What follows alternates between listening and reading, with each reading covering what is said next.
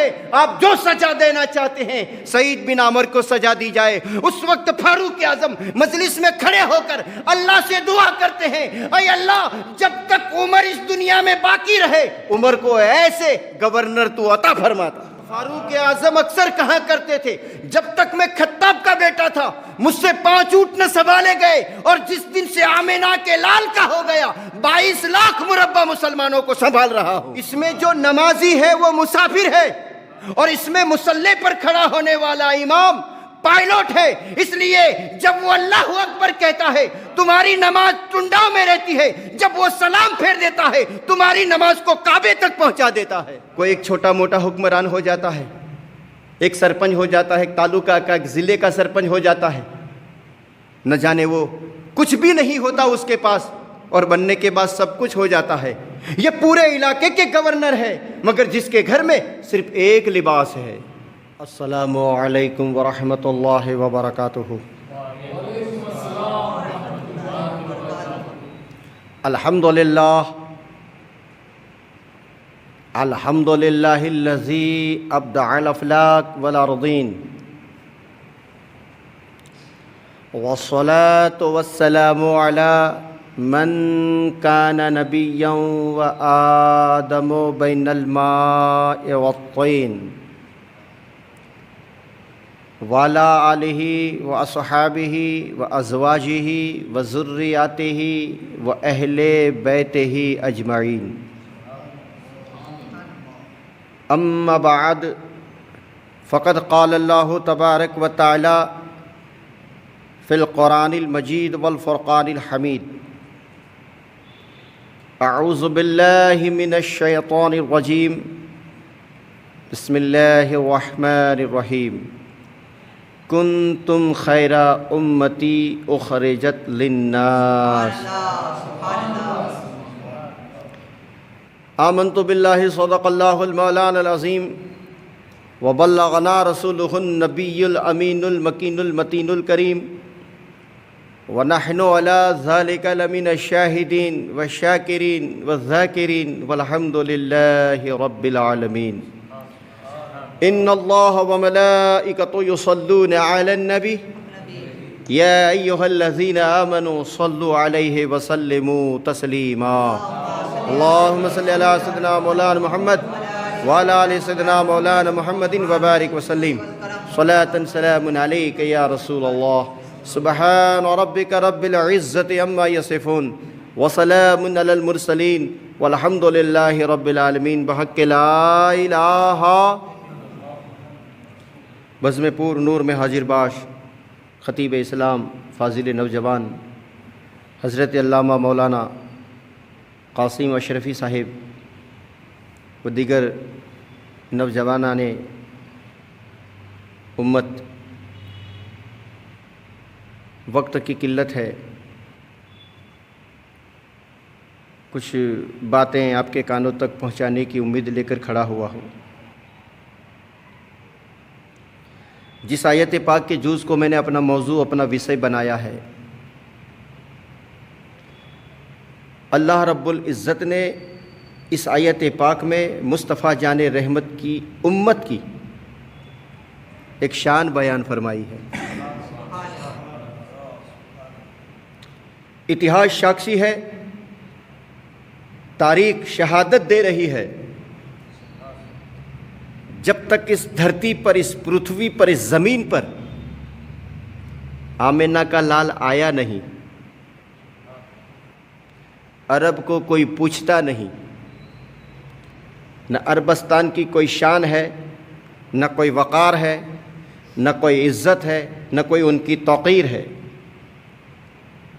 دنیا میں عربستان کے لوگوں کو جاہل، ان پڑھ، شراب پینے والا، لڑائی جھگڑا کرنے والا، ڈکیٹی کرنے والا، لوگوں کے مال کو لوٹنے والا، نہ کسی کی بہن سلامت ہے، نہ کسی کی بیوی سلامت ہے، نہ کسی کی ماں سلامت ہے۔ چھوٹے چھوٹے جھگڑوں میں اتنا بڑا، اتنا لمبا چوڑا جھگڑا ہو جاتا تھا، 7 پشتوں تک وہ جھگڑا رہتا تھا۔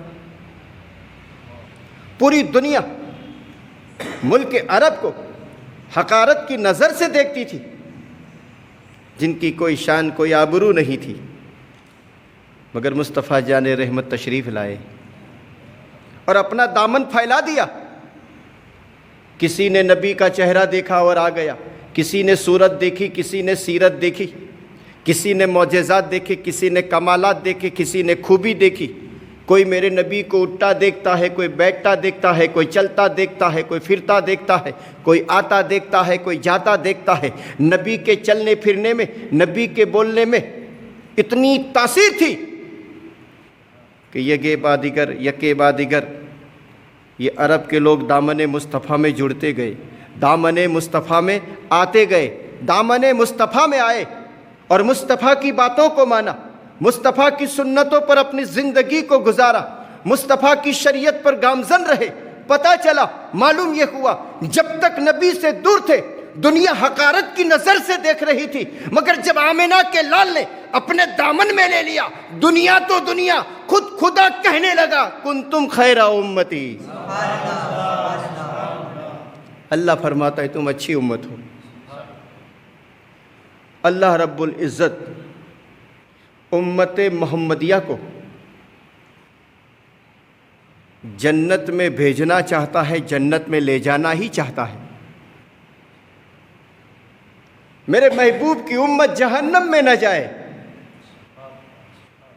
اللہ رب العزت نے مصطفیٰ جان رحمت کی امت کو جنت میں جانے کے لیے، جنت کا دروازہ کھل جائے، اس لیے کیسے کیسے اسباب بنائے۔ اللہ چاہتا ہی نہیں کہ جہنم میں جائے امت محمدیہ۔ کیا یہ مثال کم ہے؟ کیا یہ مثال کم ہے؟ لیلۃ القدر خیر من الف شہر۔ اللہ رب العزت نے مصطفیٰ کے صدقے میں رمضان شریف میں شب قدر کے موقع پر، شب قدر میں، شب قدر کے تعلق سے اللہ فرماتا ہے شب قدر لیلۃ القدر 1000 مہینوں کی راتوں سے افضل ہے۔ اب 1000 مہینے کا اندازہ لگائیے کتنے سال ہوتے ہیں۔ اللہ رب العزت نے شب قدر دے دی، اب جس نے شب قدر کی قدر کر لی، سمجھ لو وہ جنت کا حقدار ہو گیا۔ اب صرف جنت ہی نہیں، صرف جنت ہی نہیں، اللہ رب العزت یہ چاہتا ہے کہ میرے محبوب کی امت کو صرف جنت نہ ملے، جنت میں محل ملے، جنت میں اعلیٰ درجے کا بنگلہ ملے۔ دیکھیے بھیا، رہنے کے لیے تو سب کے پاس گھر ہے، کسی کے پاس جھوپڑی ہوگی، کسی کے پاس ٹوٹا پھوٹا گھر ہوگا، کسی کے پاس پکا گھر ہوگا، کسی کے پاس 1 منزلے کا، کسی کے پاس 2 منزل گھر ہوگا۔ گھر سب کے پاس ہوتا ہے، مگر محل سب کے پاس نہیں ہوتا۔ محل صرف اس کے پاس ہوتا ہے یا تو وہ وقت کا سلطان ہو، وقت کا بادشاہ ہو، وقت کا راجا ہو، راجا ہو، مہاراجا ہو، سلطان ہو، بادشاہ ہو، محل ان کو دیے جاتے ہیں۔ تو پروردگار نے امت محمدیہ کو صرف جنت دے کر یہ بات کو ختم نہیں کیا۔ اللہ فرماتا ہے اے محبوب بات میری ہے، زبان تیری ہو۔ اے محبوب بات میری ہو، زبان تیری ہو۔ اے پیارے تو اپنی زبان سے کہہ دے، جس نے زمین پر اللہ کے گھر کو بنایا، اللہ اس بندے کے لیے جنت میں محل بنائے گا۔ صرف جنت نہیں، جنت میں محل بنائے گا۔ جنت میں جانے کے لیے اللہ نے اسباب بنائے، کہیں شب معراج بنائی، تو کہیں شب برات بنائی، تو کہیں شب قدر بنائی۔ اور سامعین کرام، یہ میرا تجربہ ہے، میں گھومتا رہا، پھرتا رہا، آتا رہا، جاتا رہا، دن میں رات میں، میں 2 چیزوں کو ڈھونڈتا رہا، آج تک وہ 2 چیزیں مجھے نہیں ملی۔ ایک وہ، میں نے ظلم کرنے والے کو کبھی کامیاب نہیں دیکھا، اور میں نے سخاوت کرنے والے کو کبھی دکھی نہیں دیکھا، اور صبر کرنے والے کو نہ کسی کی نظروں میں گرا دیکھا، اور صبر کرنے والے کو نہ کسی کے قدموں میں گرا دیکھا۔ جو صبر کرتا ہے نہ نظر میں گرتا ہے، نہ کسی کے قدم میں گرتا ہے۔ سامعین کرام، ہماری پوری زندگی مصطفیٰ جان رحمت کی سنتوں پر ہو، شریعت اور اسلام کے بندھارن پر ہماری زندگی گزرنی چاہیے۔ کہتے ہیں کہ فاروق اعظم کا دور ہے، آپ امیر المومنین ہیں، آپ خلیفۃ المسلمین ہیں۔ سامعین کرام، یہ بات بالکل سچ ہے کہ صحابہ کے جرمٹ میں، صحابہ کی جماعت میں جتنے آئے ہیں سب اپنی اپنی مرضی سے آئے ہیں، مگر ایک فاروق اعظم یہ ہے جس کو مصطفیٰ نے بلائے ہیں، مصطفیٰ کے مانگے ہوئے ہیں۔ اللہ سے مصطفیٰ مانگا کرتے تھے، اے اللہ فاروق اعظم یعنی عمر ابن خطاب مجھے دے دے، اور خطاب ابن خطاب فاروق اعظم اکثر یہ کہا کرتے تھے، جب تک میں خطاب کا بن کر رہا مجھ سے 5 اونٹ نہ سنبھالے جاتے تھے۔ 5 اونٹوں کو میں ایک قطار میں ایک لائن میں کھڑا رکھنا چاہتا تھا تو ایک آتا تھا، دوسرا چلا جاتا تھا، دوسرا لینے جاتا تھا، تیسرا چلا جاتا تھا۔ 5 اونٹ میرے ہاتھ سے ایک لائن میں کبھی کھڑے نہیں ہوئے، میں پریشان ہو جاتا تھا۔ تو فاروق اعظم اکثر کہا کرتے تھے، جب تک میں خطاب کا بیٹا تھا مجھ سے 5 اونٹ نہ سنبھالے گئے، اور جس دن سے آمینہ کے لال کا ہو گیا 22 لاکھ مربع مسلمانوں کو سنبھال رہا ہوں۔ ایک آخری واقعہ ہے جو آپ کے کانوں تک پہنچا رہا ہوں، مسلمان کا کردار کیسا ہونا چاہیے۔ چھوٹوں پر شفقت، بڑوں کا ادب، ماں باپ کی تعظیم، بیوی بچوں کا حق، علماء کا حق، پیروں کا حق، ساداتوں کا حق، ہمارے مسجد کے اماموں کی تعظیم کریں۔ اس لیے یہ سب سے بڑے پائلوٹ ہے۔ دیکھیے کوئی ڈرائیور گاڑی لے کے جاتا ہے تو گاڑی کہاں تک جائے گی، ریل ہو یا کار ہو، آپ کو بھارت میں ہی گھمائے گی، کبھی یو پی، کبھی بہار، کبھی راجستھان، کبھی مہاراشٹر، کبھی کشمیر، کبھی کنیا کماری۔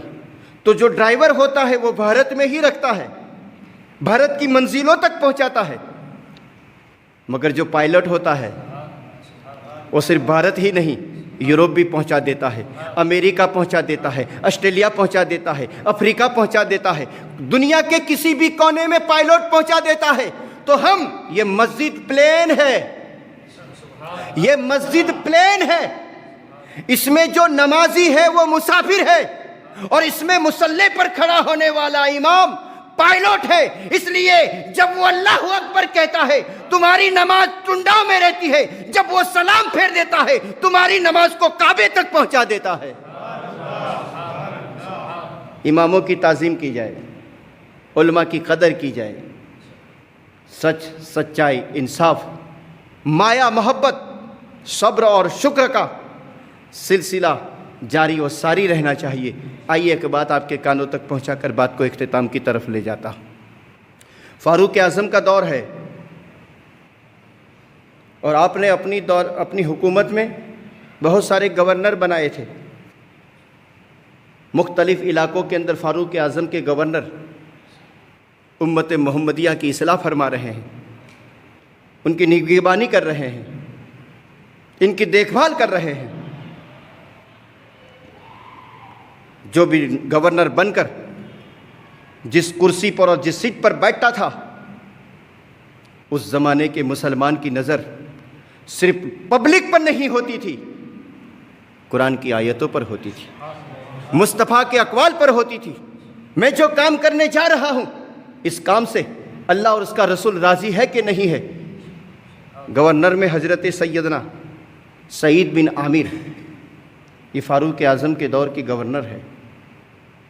فاروق اعظم رضی اللہ تعالیٰ عنہ زیادہ تر گورنر کی تحقیق کرتے تھے، ان کی جانچ کرتے تھے، ان کی دیکھ پڑتال کرتے تھے۔ ایک دن اس علاقے میں پہنچے جس علاقے کا گورنر سعید بن عامر رضی اللہ تعالیٰ عنہ ہے۔ مسجد میں پہنچے، نماز کے سمے پہنچے، نمازیوں سے پوچھا تمہارا گورنر کیسا ہے، اس کا اٹھنا بیٹھنا کیسا ہے، اس کا ویوہار کیسا ہے؟ تو نمازیوں نے کچھ شکایت کی کہ امیر المومنین، آپ نے جس گورنر سعید بن عامر کو معین کیا ہے، نکی کیا ہے، وہ پہلے صبح کی نماز پڑھنے کے بعد بیٹھتے تھے، لوگوں کے سوال سنتے تھے اور جواب دیتے تھے، مگر چند دنوں سے انہوں نے فجر کی نماز کے بعد وہ فوراً کسی سے ملتے نہیں اور اپنے گھر چلے جاتے ہیں۔ امیر المومنین، ہماری ایک یہ شکایت ہے، ایک فریاد ہے۔ دوسری کیا فریاد ہے؟ بولے دوسری فریاد یہ ہے کہ اب ہر روز ملتے تھے، مگر اب سے انہوں نے ہفتے کے اندر ایک دن ملنا بند کر دیا ہے، یہ ہماری دوسری فریاد ہے۔ بولے تیسری فریاد یہ ہے کہ کچھ دن پہلے وہ ہم کو دن میں بھی ملتے تھے، رات میں بھی ملتے تھے، اب صرف دن میں ملتے ہیں، رات میں نہیں ملتے۔ فاروق اعظم کو نمازیوں نے یہ شکایت کی، یہ فریاد کی، اسی محفل میں حضرت سیدنا سعید بن عامر رضی اللہ تعالیٰ عنہ بیٹھے ہیں۔ سعید بن عامر سے کہا تمہاری یہ فریاد کرتے ہیں کہ تم فجر کی نماز کے بعد کسی کے ساتھ ملاقات نہیں کرتے، کسی کی بات نہیں سنتے اور جلدی جلدی گھر چلے جاتے ہو، جواب دو۔ سعید بن عامر رضی اللہ تعالیٰ عنہ فرماتے ہیں میں جلدی اس لیے گھر چلا جاتا ہوں کہ میری بیوی، میری شریک حیات، جس کے ساتھ مصطفیٰ جان رحمت کی شریعت سے میرا نکاح ہوا ہے، وہ میری بیوی بیمار ہو چکی ہے، نہ وہ چارپائی سے اٹھ سکتی ہے، نہ وہ چائے بنا سکتی ہے، نہ برتن دھو سکتی ہے، نہ گھر کی صفائی کر سکتی ہے،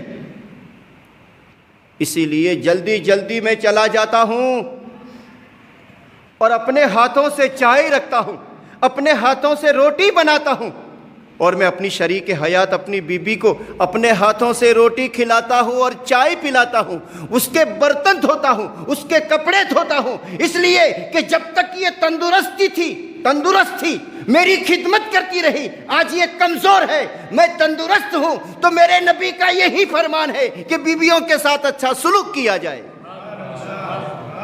آج میں اپنی بیوی کی خدمت کے لیے جلدی نکل جاتا ہوں۔ بولے ہفتے میں ایک دن آپ ملتے نہیں ہیں، مکمل بند، یہ بھی آپ کی فریاد ہے، بتاؤ۔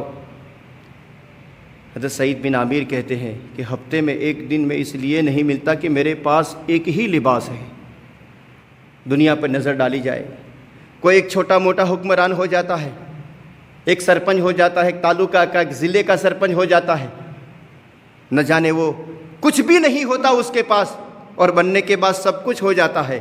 یہ پورے علاقے کے گورنر ہے، مگر جس کے گھر میں صرف ایک لباس ہے، کوئی ظلم نہیں، کوئی تشدد نہیں، کوئی چیٹنگ نہیں، کوئی لوچ نہیں، کوئی رشوت نہیں، کوئی ڈرایا نہیں، کوئی کسی کو دھمکایا نہیں، ایک لباس ہے۔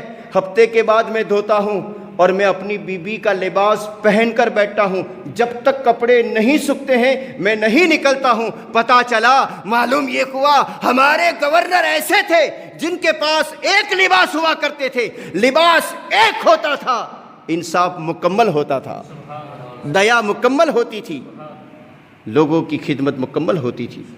میرے پاس لباس نہیں ہے، بس بیوی کا لباس پہن لیتا ہوں، کپڑے دھوتا ہوں، سوکھ جانے کے بعد پھر میں پہنتا ہوں، اسی لیے میں گھر سے باہر نہیں نکلتا۔